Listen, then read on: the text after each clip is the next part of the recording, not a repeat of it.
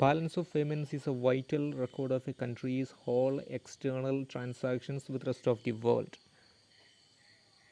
over a period of time. Balance of payments need not always be necessarily in balance. There could be balance of payment disequilibrium as well. So through this video we are going to look at balance of payments equilibrium and balance of payment disequilibrium of two types, and we will also be looking at the measures to correct the BOP's disequilibrium of a country.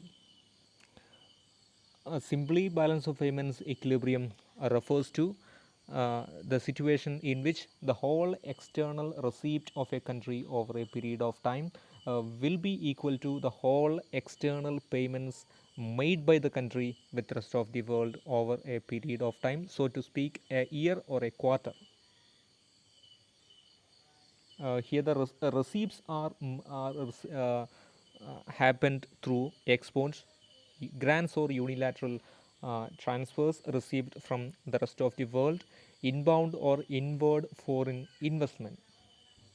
Similarly, the payments are made by the nation with rest of the world over a period of time. It includes the import bill settlement, the unilateral transfers made by the country to help the foreign nations, and outward foreign investment or outbound investment made by the residents of the nation over a period of time. So when the BOPs is in equilibrium, the demand for foreign exchange will be equal to the supply of foreign exchange in that particular nation. That means whenever a nation is experiencing BOP's equilibrium, there will be no excess demand, or there will be no excess supply of foreign exchange in the nation over a period of time. So as I said, BOPs is not necessarily in equilibrium always. There is a possibility for the BOPs to get disequilibrium. It is of two types. That means BOP deficit or BOP surplus. So whenever the receipts are not equal to the payments made by the nation over a period of time, BOPs could be in disequilibrium. So whenever the receipts are greater than the payments, there will be BOPs surplus. Whenever the receipts fall sh- fall short of payment, there will be BOPs deficit, or so to speak, whenever the payments made by the nation over a period of time exceeds the receipts received through various forms over a period of time, then the BOPs of a nation will be in deficit.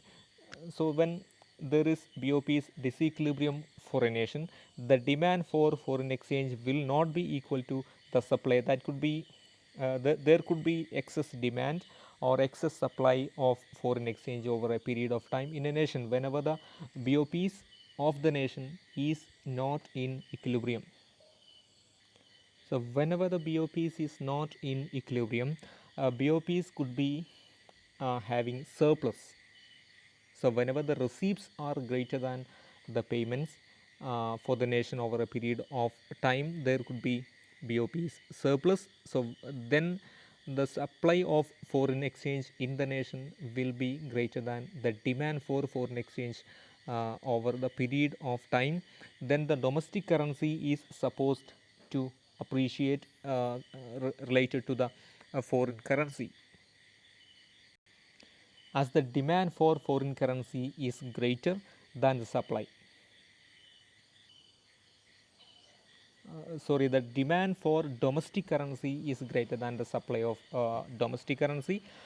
In other words, when there is BOP's surplus in a nation, the supply of foreign currency is greater than the demand for foreign currency in the nation, or the supply of domestic currency, the demand for domestic currency is greater than the supply of domestic currency in the nation. Then the domestic currency will appreciate as there is excess demand for domestic currency or excess supply of foreign currency. Similarly, BOP's deficit is a situation in which the external receipts is external receipts are less than the external payment. Uh, that means the external payments exceeds the external receipts, then the demand for foreign exchange will be greater than its supply, or the demand for domestic currency will be lower than its supply, then the currency will depreciate as the demand for foreign currency is greater and the demand for domestic currency is lower, then the currency will surely depreciate, or the value will come down as there is BOP's deficit in the nation.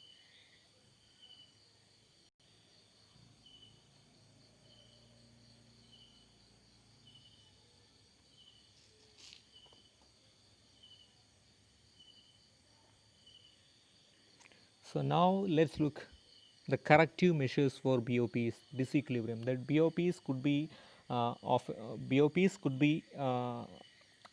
surplus or deficit. Then the corrective measures are there for bringing the BOP's equilibrium back on track. So, so we have a two kinds of measures for bringing the BOP's equilibrium back. Let's look. So as I said, we have two kinds of measures for bringing the BOP's equilibrium back. One is automatic adjustment mechanism of BOP's equilibrium, and second one is deliberate measures or policy measures of BOP's equilibrium. So let's look both of these measures. So even though both deficit and surplus are parts of BOP's disequilibrium, BOP's deficit, the secular deficit of BOPs over a period of time is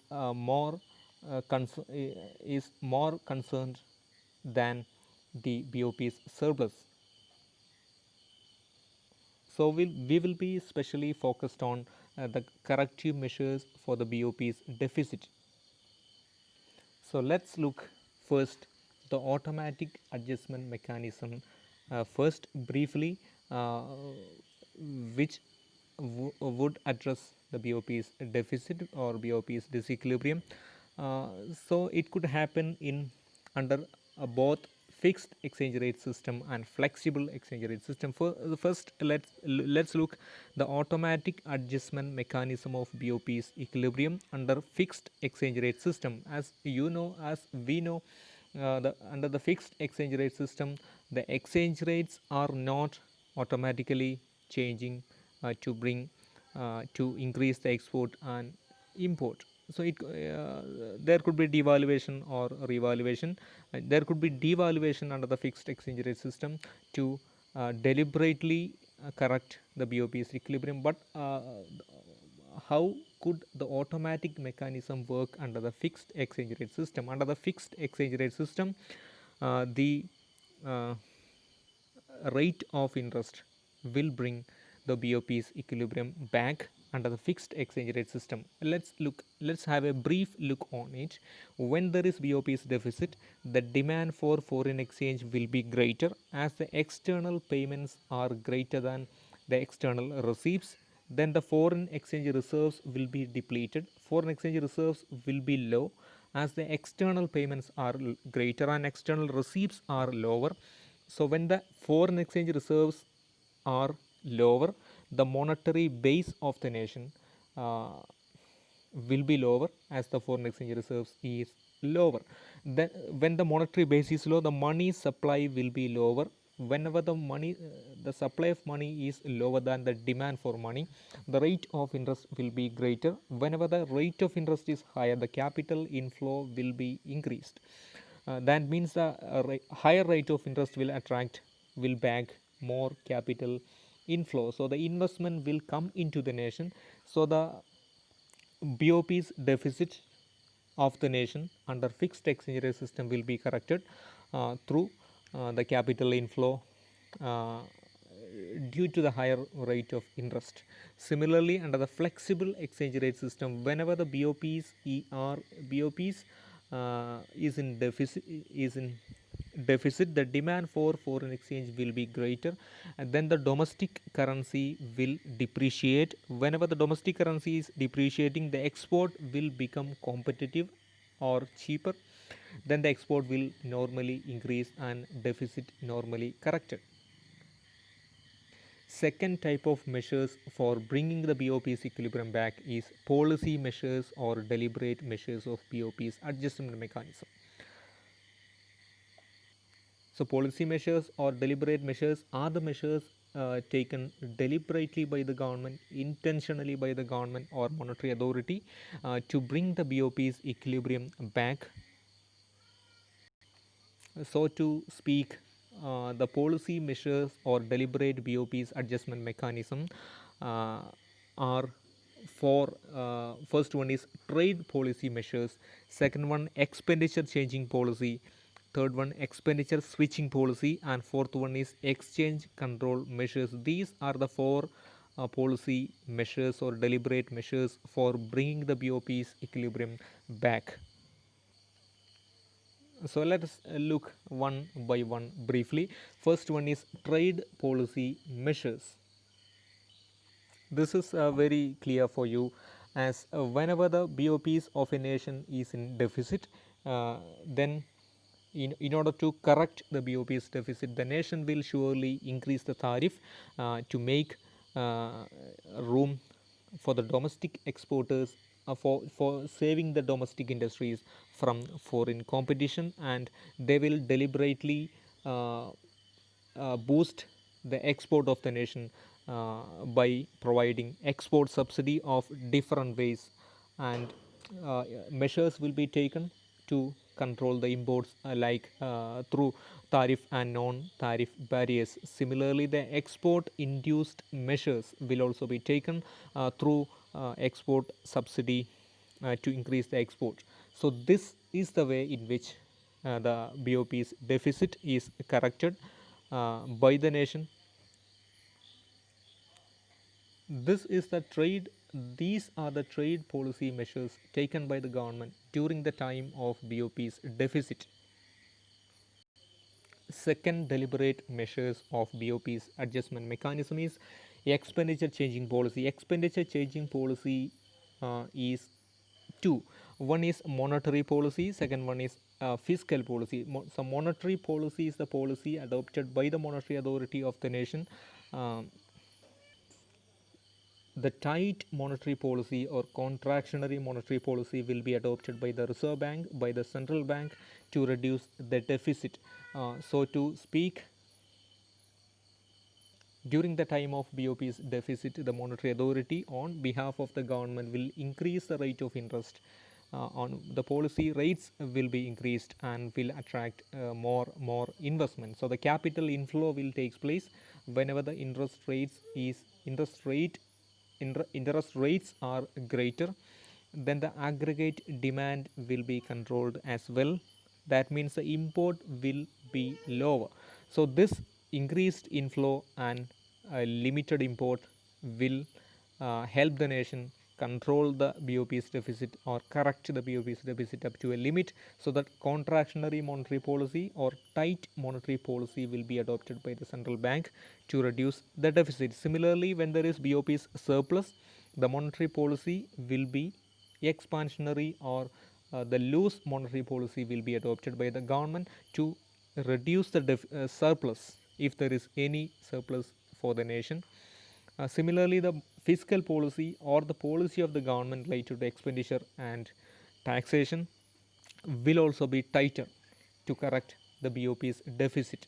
The tighter or contractionary monetary policy refers to the policy of the government reducing the expenditure and increasing the taxation. So when the government expenditure is lowered, the income of the nation will be lowered, the import will also be lowered. So this is the policy help the nation reduce the import.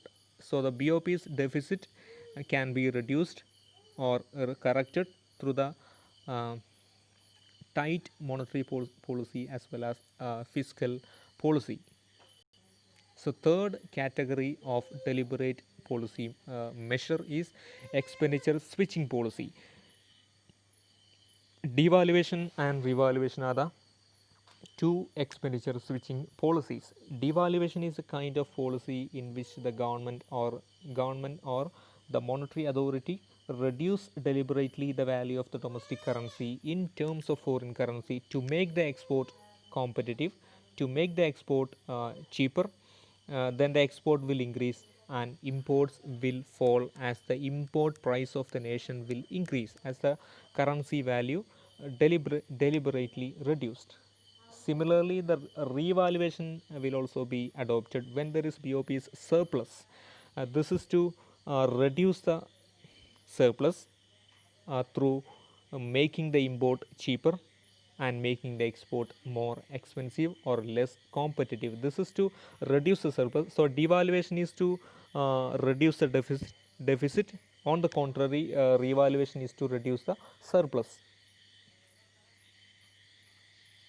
So fourth category of deliberate measures of BOP is correction. BOP is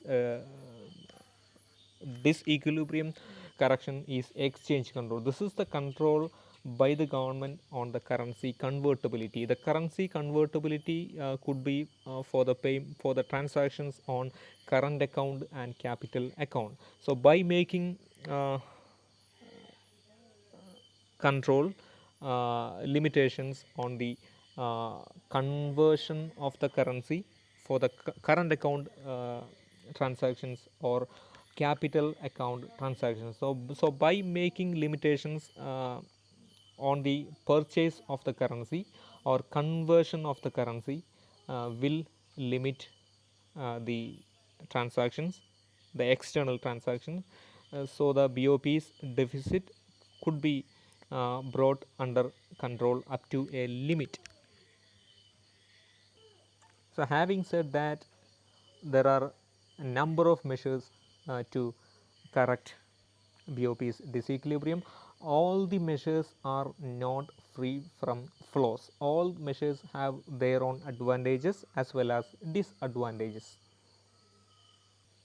However, the nations off and on adopt some of the measures to correct the BOP's disequilibrium over the period of time.